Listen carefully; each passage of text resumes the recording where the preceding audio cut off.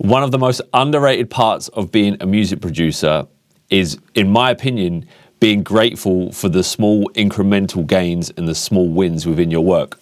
So for example, if you've been producing for 6 months or even a year and you've been producing pretty solidly every day, you've been learning a couple new things, implementing them, and you've been trying to finish projects, but even if you've managed to get one thing, like if you've made like a snare that's like better than your last track, or even a kick drum that's better than your last track, or even like you've got your head around some compression a bit more than you had 2 weeks ago, you have to really honor those your gains, and you have to honor your skills and what you're learning.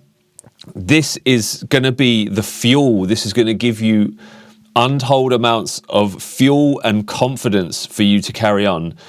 Because I remember it really, really well. For me, that's worked. Like, and I mean, really, really like be grateful in your head and go to bed thinking like, wow, what did I, just before you go to bed, like, oh, what was that thing that made me happy about that track that I did today?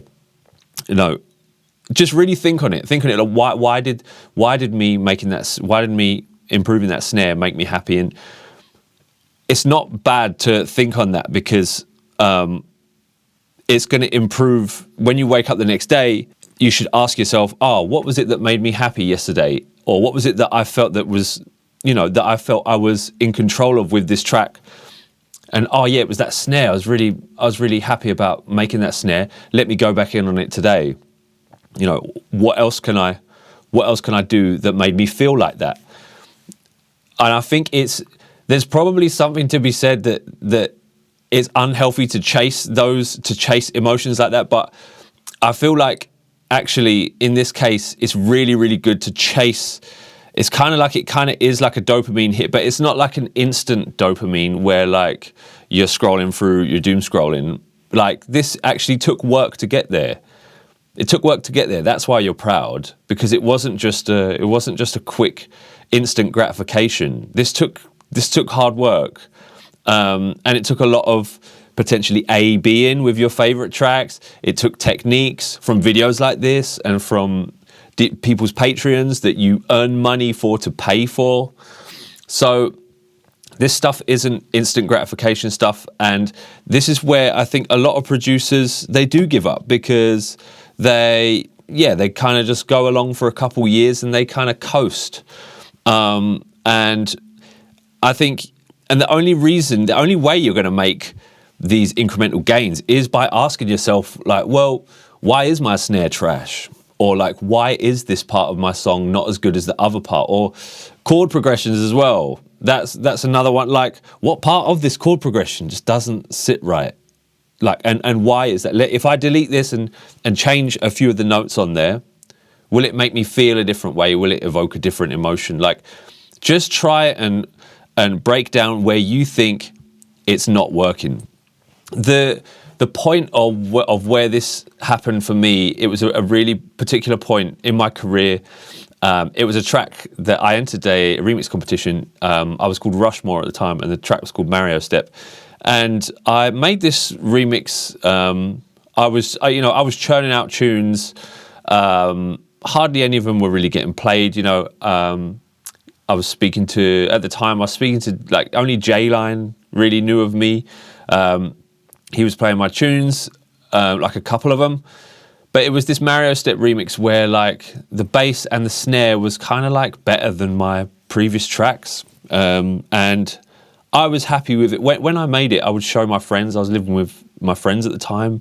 I would show them, and they were like, "Yeah, this is really good." Like they were always they were always really complimentary of my tunes. But they were like, "Yeah, this one, we think this one's good," and it got a lot of support. Like, I say a lot, comparative to now, but like at the time, you had, there was like 3 or 4 DJs playing it, not just J-Line, and there were videos of it, and there were people asking, what's this tune? And that was enough fuel, that was enough evidence for me to like feel fueled from that. Because I was like, it wasn't just me that was thinking that the snare was particularly slapping harder than the last tune, and because that was, you know, I was told by people, well, you got to get your snare right, you know, and no one would tell me how. So yeah, it was a case of, you know, just going through it and analysing, well, why is this snare? Why does this snare slap harder than this snare? And you know, and I think it's just that idea done well. That was enough fuel for me to. I went into my next project like with some real fire in my belly. Do you know what I mean? I can't remember what my next project was. Like I wouldn't have wrote anything too significant, to be honest. Like it would have been, you know, just I think it was probably my EP next that I put out as Rushmore. And I think it just, you know, from that project, I took that same attitude and was like, well, why is this track? What have I done in this track that I'm proud of and that I can take with me to the next track? And that's really important. And you use that as you go on. You use that, but you're going to need this fuel because no one else is going to make you want to get in front of the computer and make another song. It's got to come from you and why you want to make that song. Is it because you want to improve your own sound? And it'll be for a number of reasons. You know, what's your why? But everyone wants to know that they're improving in themselves. And because it is a difficult thing to do, you're gonna have tough days and tough times as well, and tunes that you just can't quite get right, and tracks that you'll go through many versions, and you go so far from the original idea that you end up going back to the original version. These things are going to happen, and it is going to be tough.